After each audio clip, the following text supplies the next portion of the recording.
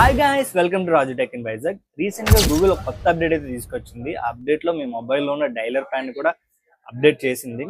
So ఈ update అనేది చాలా మందికి నచ్చలేదు, చాలా మంది ఇరిటేట్ అయ్యారు, చాలా మంది మన షాప్ కూడా విజిట్ చేశారు.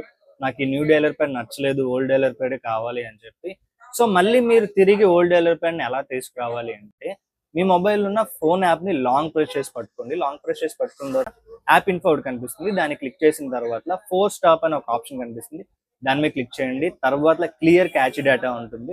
దాని మీద క్లిక్ చేసి క్యాచ్ డేటాని క్లియర్ చేసుకోండి. తర్వాత ప్లే స్టోర్ లో ఉన్న ఫోన్ యాప్ ని ఓపెన్ చేయండి. అక్కడ అన్ఇన్స్టాల్ అప్డేట్ ఉంటుంది, ఆప్షన్ మీద క్లిక్ చేయండి. మళ్ళీ ఈ అప్డేట్ రాకుండా ఉండాలి అంటే అక్కడే పైన 3 డాట్స్ కనిపిస్తుంది ప్లే స్టోర్ లోనే, ఆ ఫోన్ యాప్ పైన.